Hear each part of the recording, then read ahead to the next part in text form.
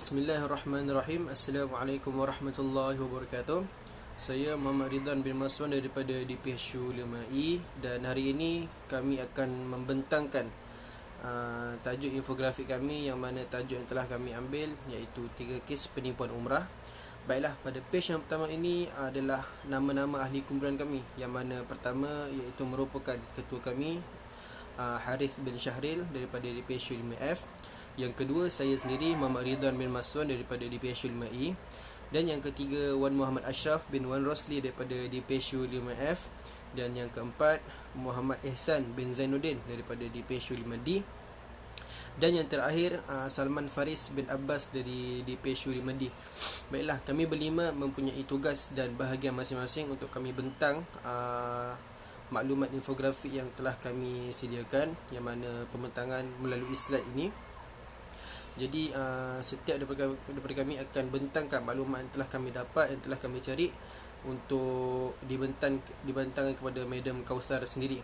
Baiklah, saya merupakan presenter yang pertama, akan membentangkan 3 kes penipuan umrah berdasarkan fakta ringkas. Tanpa buang masa, jom kita lihat. Baiklah, fakta kes penipuan umrah yang pertama iaitu berkaitan dengan 2 wanita dan seorang datuk ditahan kerana tipu pakej umrah. Jadi ini perkara yang biasalah bagi orang-orang yang pergi ke umrah kerana pangkat datuk. Biasa orang tertipu dengan pakej mereka yang mereka tawarkan, yang mana ada bantuan yang mereka salurkan. Baiklah, kita cuba baca dulu. Kes yang pertama adalah berkaitan 2 wanita dan seorang datuk yang menipu pakej umrah, yang mana beberapa jemaah yang menjadi mangsa atas penipuan mereka dalam pakej yang ditawarkan, iaitu setiap seorang hanya perlu membayar sebanyak RM2,200 Malaysia, kerana selebihnya datuk tersebut menjadi penaja bagi mereka, iaitu sebanyak RM5,000 dalam pakej yang mereka tawarkan. Baiklah, kat sini pun kita tengok jelas yang mana itu taktik mereka yang mereka gunakan untuk mendapatkan wang dan menipu jemaah untuk dalam pakej umrah yang mereka tawarkan. Dan mereka menggunakan pangkat datuk itu sendiri untuk mengkaburi taktik mereka sendiri, dalam mana memberi bantuan ataupun menjadi penaja bagi orang-orang yang ingin ke umrah dengan harga yang murah. Mangsa memasukkan, kita tengok balik mangsa memasukkan wang sebanyak RM2,200 ke dalam akaun yang diberikan dan akan berangkat ke Tanah Suci pada 1 Disember, akan tetapi ia ditunda kepada tarikh 20 Disember 2018. Ini adalah salah satu langkah yang pertama untuk kita kesan, yang mana syarikat itu menjadi pakej penipuan umrah ataupun tidak, yang mana tarikh akan menjadi satu perkara yang mereka lakukan, iaitu tunda tarikh kepada tarikh yang lain. Dan ini akan, orang kata, memudahkan kerja mereka untuk membuat banyak lagi langkah untuk mereka menipu jemaah haji. Kita sambung balik. Bukan itu saja, mereka dimaklumkan bahawa mereka akan mengembalikan wang mereka bagi sesiapa jemaah yang ingin membatalkan pakej mereka. Kita tengok. Ini adalah, orang kata, langkah yang kedua bagi mereka untuk mereka nak elakkan diri mereka dianggap penipu. Mereka kata, kami boleh bayar balik duit yang kamu semua dah bayar pada tarikh yang tertentu. Namun menjadi, orang kata, kabar buruk lah bagi jemaah, kerana wang yang dijadikan atau wang yang mereka janjikan tidak dapat di tangan mereka seperti yang dijanjikan. Ini adalah salah satu perkara yang umum, yang sangat-sangat berlaku, yang ada di Malaysia. Kerana pada langkah pertama mereka menggunakan nama datuk ataupun pangkat untuk menjadi penaja bagi syarikat umrah ataupun bagi pakej umrah yang mereka pilih. Langkah yang kedua pula, mereka akan gunakan taktik penipuan dalam tarikh penerbangan, yang mana diorang akan kata tunda. Macam contoh, macam kes ni ia akan pergi pada 1 Disember tapi ditunda pada 20 Disember. Itu adalah langkah kedua bagi mereka. Dan langkah ketiga, untuk mereka elakkan diri mereka ni dikesan ataupun jemaah mengetahui mereka ini ditipu, mereka menggunakan taktik yang mana mereka akan mengembalikan wang mereka pada jemaah yang membatalkan package mereka. Jadi dari situ jemaah akan senang ditipu oleh orang-orang yang macam ni. Itu adalah salah satu kes yang pertama yang saya boleh ringkaskan. Baiklah, kita move up kepada kes yang kedua. Okey, pada fakta yang kedua pula, iaitu berkenaan dengan jurutera mengalami kerugian sebanyak 7,600 kerana ditipu oleh package umrah itu sendiri. Okey, kalau kita lihat dalam kes ini, isteri dia, seorang isteri memasukkan wang sebanyak 7,600 ke dalam akaun syarikat penerbangan bagi dua orang. Maksudnya mereka akan pergi berdua-duaan ke Mekah untuk melakukan ibadah umrah, dan tarikh yang ditetapkan bagi package mereka iaitu pada 21 hingga 31 Disember. Tapi orang kata malangnya lah Idah Kabar Eropah, yang mana sehari sebelum penerbangan wakil syarikat tu memaklumkan bahawa penerbangan mereka ditunda kepada tarikh 31 Disember kerana ada permasalahan visa. Jadi kalau kita lihat, permasalahan visa ni adalah salah satu perkara yang banyak jemaah umrah yang tak sedar. Kerana kalau umrah ni benda yang penting iaitu visa untuk kita senang masuk atau diperbolehkan masuk ke tanah Arab. Jadi tanpa visa tu orang kata tersangkutlah kita punya penerbangan ataupun kemasukan kita ke tanah suci. Jadi kalau kita lihat ni, mereka menggunakan permasalahan visa untuk menjadi satu punca utama ataupun taktik utama mereka bagi mengelakkan diri mereka diketahui menipu di dalam package umrah. Namun wakil tersebut memberitahu bahawa mereka boleh membatalkan package dan wang mereka akan dikembalikan dalam masa 2 bulan. Nampak tak? Antara kes yang pertama dan kes yang kedua adalah salah satu taktik mereka juga, yang mana mereka akan memberi kata-kata manis kepada jemaah, yang mana kami boleh mengembalikan wang yang kamu telah bayar untuk sekiranya kamu membatalkan package yang telah kamu ambil. Jadi dari situ jemaah akan berasa lega tanpa mereka sedar sebenarnya mereka telah pun ditipu. Dan kalau kita lihat dalam kes ni, mereka masih belum dapat menerima wang yang dijanjikan. Maksudnya mereka telah ditipu dengan kata-kata manis oleh orang, dan janji yang mereka ingin katakan pada 2 bulan akan datang mereka akan serahkan duit yang mereka telah bayar. Jadi itu adalah salah satu taktik juga yang mana hampir sama dengan kes yang pertama. Okey, kita move on kepada fakta kes yang ketiga, yang mana fakta kes yang ketiga ini berkenaan pesara rugi sebanyak 25,000 ditipu package umrah. Dan pada kes ini menggambarkan seorang lelaki yang berusia 63 tahun menghubungi satu pihak syarikat yang mana ingin mengetahui package yang ditawarkan, dan pada masa yang sama mangsa telah mengikuti package syarikat tersebut dan telah pun mengikuti kursus umrah tersebut sebanyak 2 peringkat. Jadi kita lihat sini, ini adalah salah satu kes yang kata sangat-sangat berat bagi pesara yang berusia 63 tahun, yang mana dia mencari package umrah dan telah pun mengikuti kursus sebanyak 2 peringkat, yang mana kursus sebanyak 2 kali telah dia pergi pada syarikat tersebut. Dan kalau kita lihat, mangsa telah pun ditawarkan suatu package yang berharga 4,900, yang merupakan harga standard lah bagi harga permulaan untuk kita pergi ke umrah. Dan mangsa berminat dengan harga yang ditawarkan. Biasalah orang-orang yang kita lihat, kalau harga yang murah untuk pergi umrah, siapa je yang tak nak kan. Dia adalah salah satu kata peluang bagi orang yang dapat pergi umrah dengan harga yang murah. Jadi bila dia lihat syarikat tersebut menawarkan package dengan harga yang murah, jadi mangsa membawa ahli keluarga bersama untuk melakukan umrah sekeluarga.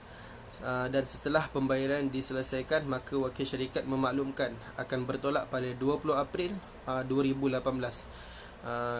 Dalam hal ini, mangsa telah membayar harga untuk duduk di Mekah selama sebulan dan membuat pembayaran sebanyak 8 kali. Jadi berdasarkan harga 25,000 ni adalah harga yang mana mangsa ingin duduk di Mekah selama sebulan Dan ini adalah salah satu package yang menyeronokkan lah bagi mereka sebab harga yang murah.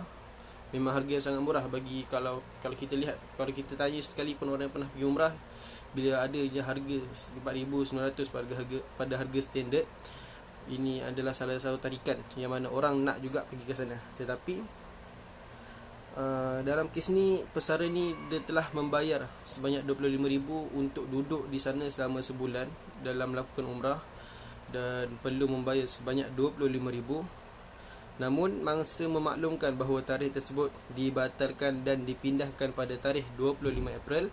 Namun pada tarikh tersebut tiada penerbangan umrah bagi mangsa dan sekeluarga.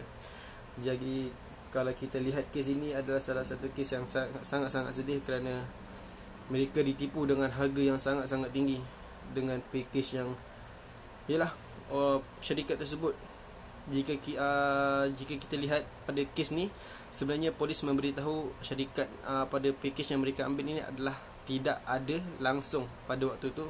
Dan ya, pesara tu telah pun ditipu dengan harga 25,000 dengan taktik mereka yang mereka gunakan dengan harga yang murah. Lepas tu mangsa pula membayar 25,000 dengan package untuk duduk sana selama sebulan dan membawa ahli keluarga. Tetapi indah kabar dari rupa lah, tarikh yang mereka pilih ditunda pada tarikh lain dan tarikh tersebut tiada langsung penerbangan bagi mereka. Ini adalah salah satu perkara yang sangat-sangat sedih bagi mereka kerana telah pun ditipu oleh pihak syarikat tersebut. Baiklah, di situ saja saya punya pembentangan. Saya mohon maaf kalau ada salah silap. Dan pada presenter yang kedua, iaitu Muhammad Ihsan bin Zainuddin, dia akan bentangkan sedikit berkaitan dengan modus operandi berdasarkan 3 kes yang telah saya terangkan tadi. Nak tahu apa itu modus operandi berkaitan dengan 3 kes? Kita lihat dia. Okey, jom.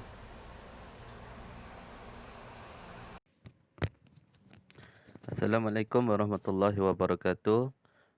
Hai Miss Kausar, nama saya Muhammad Ihsan bin Zainuddin, dari kelas 5D, nombor matrik di HSU 2019-23408. Okey, pada video kali ini saya akan membentangkan hasil tugasan saya, iaitu modus operandi yang digunakan oleh scammer untuk menipu jemaah haji. Okey, saya memilih 3 tajuk. Okey, untuk modus operandi pada kes yang pertama, tajuknya adalah 2 wanita dan seorang datuk ditahan kes penipuan umrah. Okey, macam mana scammer ni menggunakan modus operandi untuk mendapatkan wang dari jemaah haji dan umrah hasil dari penipuan oleh mereka.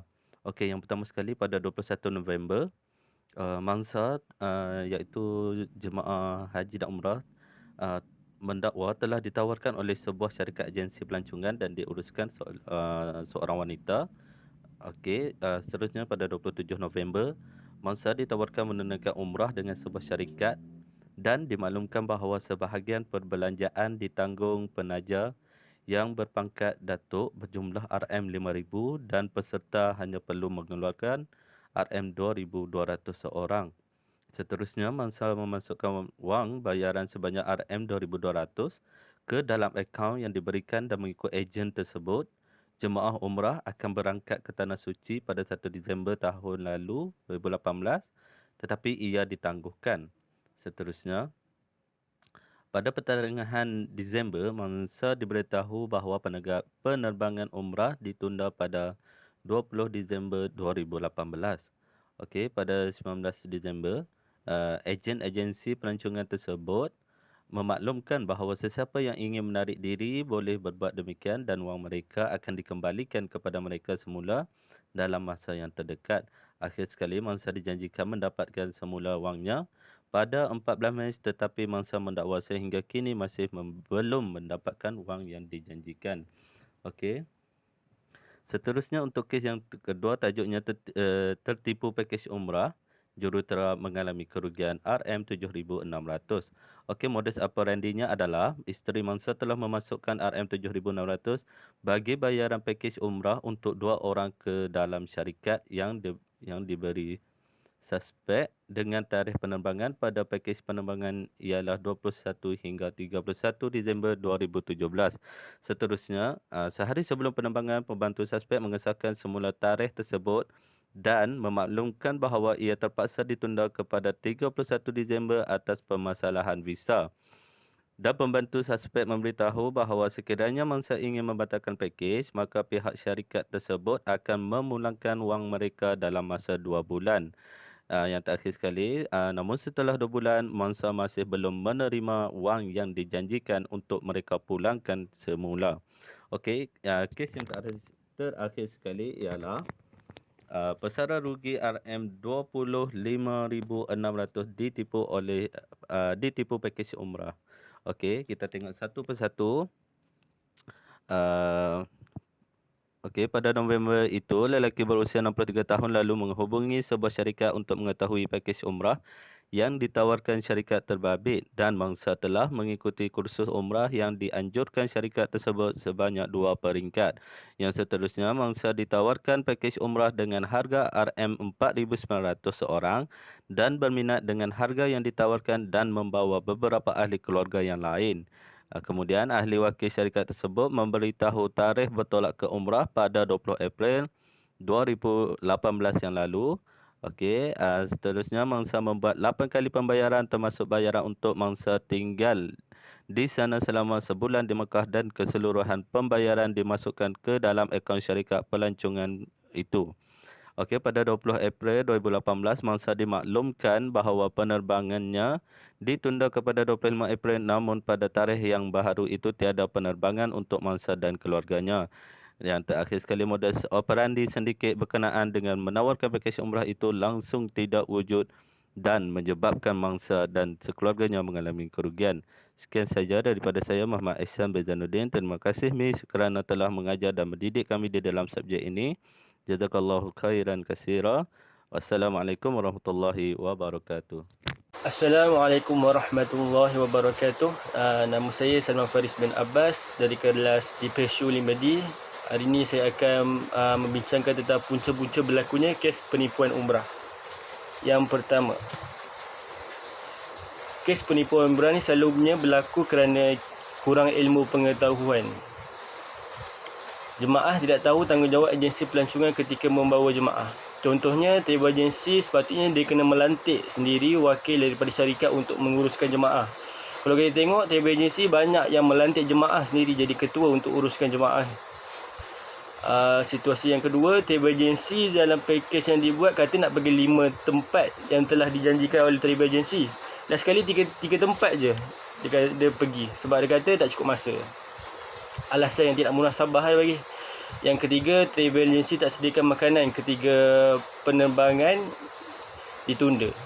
Jemaah terpaksa menggunakan duit sendiri untuk makan minum. Padahal tanggungjawab itu tanggungjawab travel agency untuk menyediakan makanan dan minuman. Kalau kita tengok ketiga-tiga perkara yang saya cakap tadi, kalau kita buat tak kisah je, padahal perkara ini boleh diadukan kepada Tribunal Tuntutan Pengguna Malaysia supaya travel agency ni dikenakan hukuman. Seterusnya, tidak tahu bahawa syarikat itu telah berdaftar dengan Kementerian Pelancongan Malaysia. Kita bila dah excited sangat nak pergi umrah, kita tak fikirlah, kita buat indah tak indah je. Lagi orang tua yang memang betul-betul nak menunaikan umrah, mereka tak check dulu dalam sistem jika syarikat itu telah berdaftar ke tak. Yang penting mereka dapat menunaikan umrah. Yelah, excited terlebih. Bila kita dah serahkan duit tu kepada syarikat yang tidak berdaftar ni, tiba-tiba syarikat orang yang kutip duit tu hilang macam tu saja. Kalau buat laporan polis pun susah nak detect dengan siapa jemaah berurusan. Lain pula kalau syarikat yang dah berdaftar. Kalau mereka tipu pun, pihak polis senang nak check dalam sistem di mana syarikat itu berposisi, siapa pekerja dalam syarikat itu. Syarat-syarat pembatalan dan perpasan sekiranya wujud pembatalan di pihak syarikat. Kalau jemaah nak membatalkan, tak jadi nak pergilah umrah tu, contohnya jemaah tiba-tiba tak jadi pergi, visa umrah dengan tiket perdagangan semuanya telah ditempah, semua duit itu telah ditolak oleh duit syarikat daripada bayaran yang jemaah dah buat. Tapi kita kena tahu apa je yang syarikat tu dah tolak. Contohnya kos visa dan tiket penerbangan sahaja yang perlu ditolak. Kalau tiket penerbangan tu kalau boleh minta balik, boleh minta balik. Dia selalunya ada tempoh-tempoh je. Kalau berapa hari dia 25%, kalau berapa hari dia 75%, boleh dapat balik.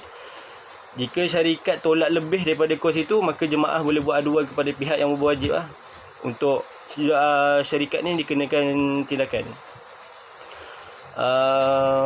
Punca yang kedua adalah harga pakej terlalu murah. Kalau kita tengok apa-apa pun, kalau beli something pun, kalau harga tu terlalu murah daripada harga market, ada ni something wrong somewhere. Kalau kita tengok harga pakej umrah yang paling minimum ialah 4,900. Jika ada travel agency yang tawarkan bawah daripada harga itu, pastinya ada ni pastinya ada masalah kat situ. Sebab 4,900 ni harga yang paling minimum yang kementerian buat. Mungkin sebab murah, mungkin sebab syarikat tu tak ambil insurans untuk jemaah. Perkara ini bahaya sebab kita tak tahu apa yang akan berlaku di tanah haram sana. Kalau tiba-tiba jemaah jatuh sakit, travel agency yang patut mengeluarkan duit untuk menguruskan jemaah. Yang kita takut kalau travel agency tu tak nak keluarkan duit untuk menguruskan jemaah yang sakit, jemaah terpaksa keluar sendiri duit untuk bayar kos rawatan atau kos penerbangan kalau terpaksa pulang ke Malaysia. Harga yang terlalu murah menarik minat mangsa untuk mengambil pakej yang mereka tawarkan. Kalau saya cakap tadi, kita manusia memang suka barang-barang murah. Tapi biasa barang murah ni kualiti tak bagus. Dan tu juga pakej umrah. Kalau yang murah, risiko ditipu tu agak besar.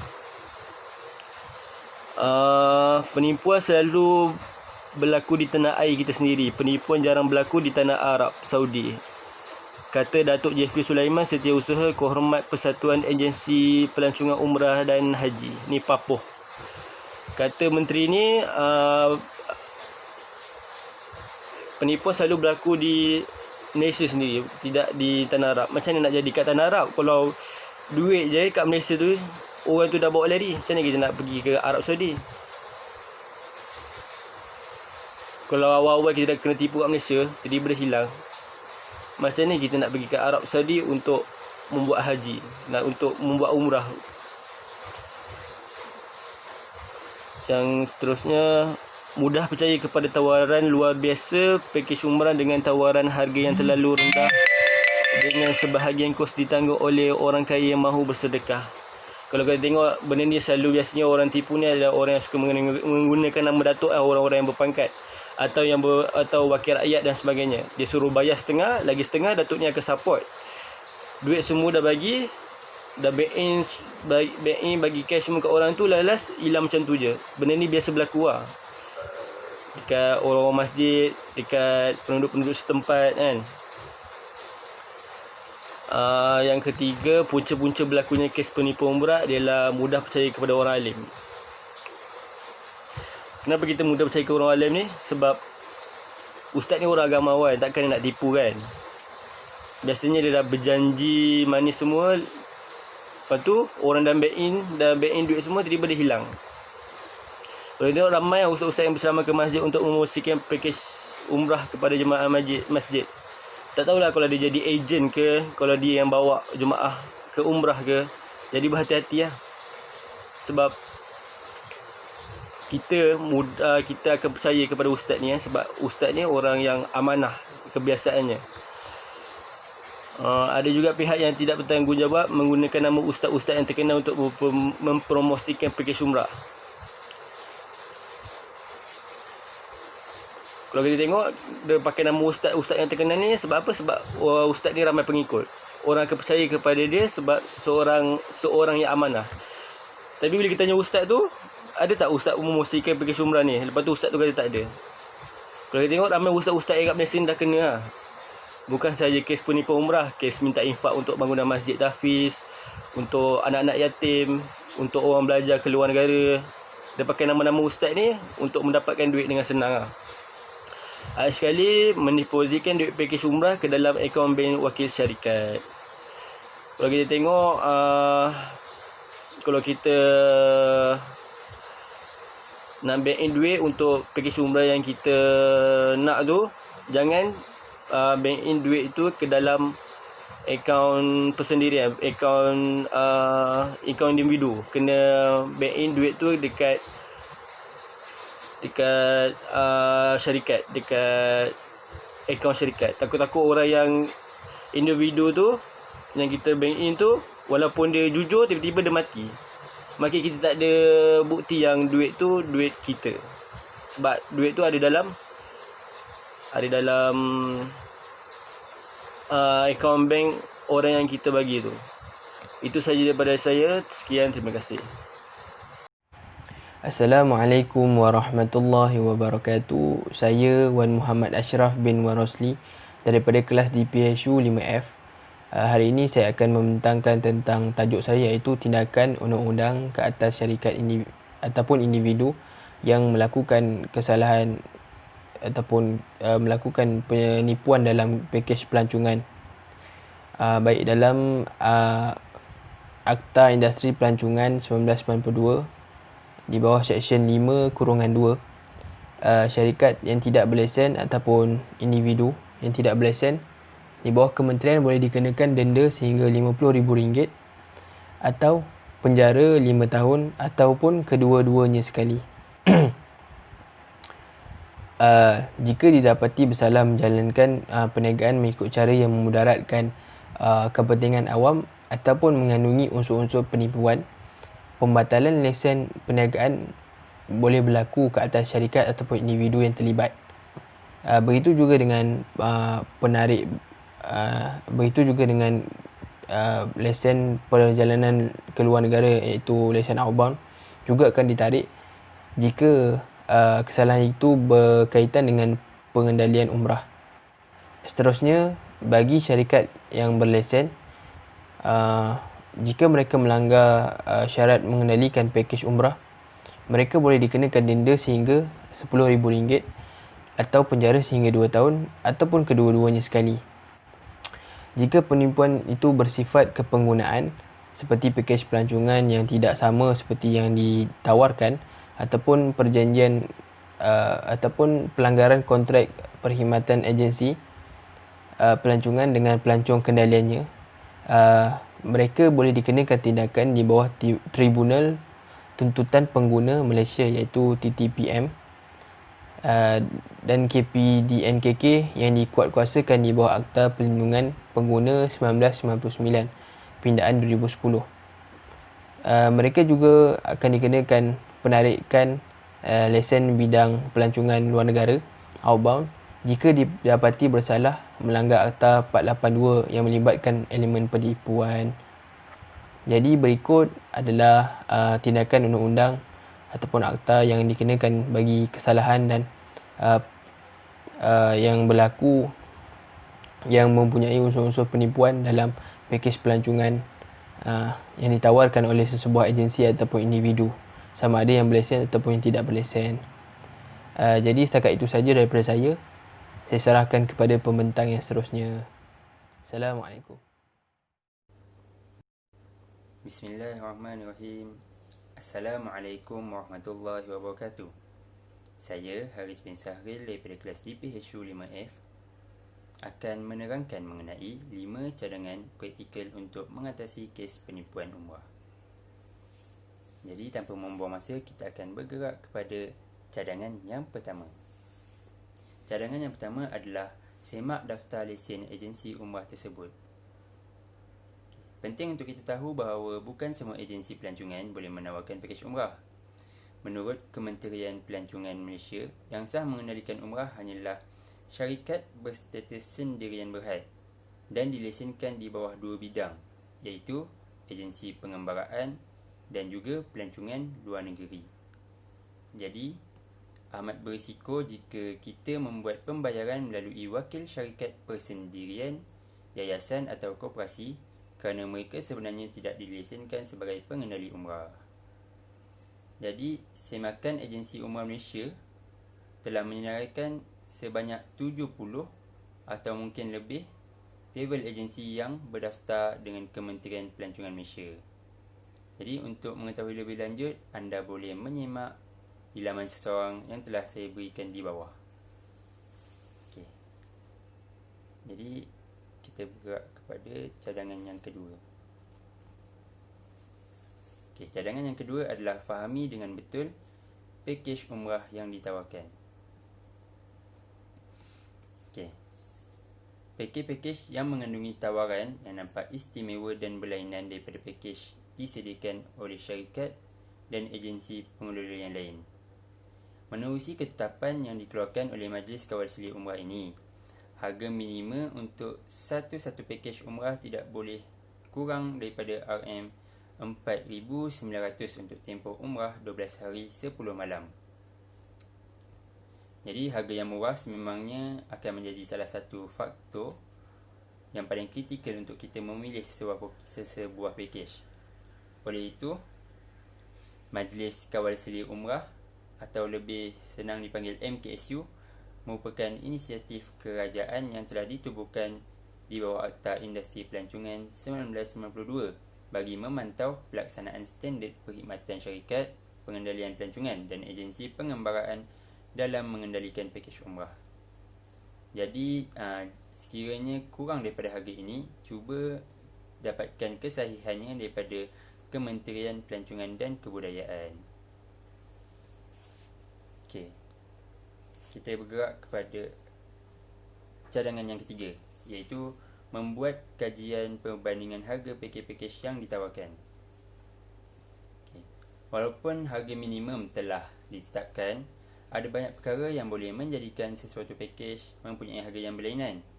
Jadi antara faktor-faktor yang berbeza adalah disebabkan oleh tarikh musim kemuncak atau sibuk, seperti cuti sekolah atau akhir tahun, cuti akhir tahun, ni akhir Ramadan yang biasanya lebih mahal. Pakej-pakej ni biasanya lebih mahal. Okey. Jadi faktor yang lain juga adalah penerbangan transit atau terus, kekerapan makanan, petugas dan mutawif yang diberikan, jenis pengangkutan yang disediakan di sana, jarak penginapan dengan Masjidil Haram juga memainkan peranan harga di situ. Okey. Jadi sebelum membuat bayaran, pastikan anda membuat semakan terhadap lesen dan pengendali syarikat umrah tersebut. Jadi, jika mempunyai sebarang pertanyaan dan inginkan kepastian lanjut, anda boleh membuat pertanyaan terus di Pejabat Kementerian Pelancongan dan Kebudayaan Malaysia yang terdapat di setiap negeri. Okey. Cadangan yang keempat. Cadangan yang keempat adalah mengambil tahu hal pembayaran. Okey. Pembayaran ini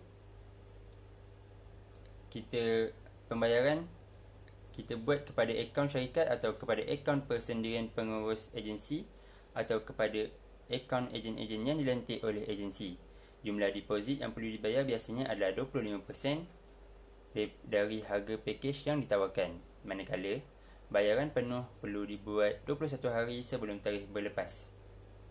Jadi untuk kebaikan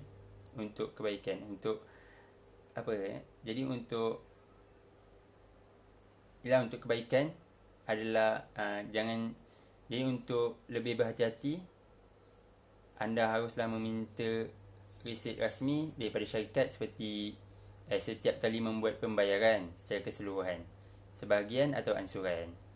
Jadi pastikan kita menyimpan resit pembayaran dan dokumen-dokumen yang dikeluarkan oleh agensi. Dan juga pastikan adakah terdapat bayaran-bayaran tambahan. Okey. Cadangan yang kelima adalah ganti rugi jika berlaku pembatalan. Okey, selain menyemak pada pakej berserta harga, anda juga perlu bertanyakan tentang terma dan syarat sekiranya berlaku pembatalan atau kepalsuan pada pakej yang dijanjikan. Jadi, pastikan caj pembatalan atau peruntukan ganti rugi dinyatakan dengan jelas. Menurut Kementerian Pelancongan Malaysia, jika anda terpaksa membatalkan umrah yang telah ditempah, anda boleh dikenakan caj pembatalan sekiranya ia dimaklumkan dalam tempoh kurang daripada 40 hari daripada sebelum tarikh berlepas. Okey. Jadi itu saja maklumat daripada saya, penerangan daripada saya. Jadi saya sebagai sebagai wakil daripada kumpulan ingin mengucapkan terima kasih. Wabillahi taufiq wal hidayah. Assalamualaikum warahmatullahi wabarakatuh.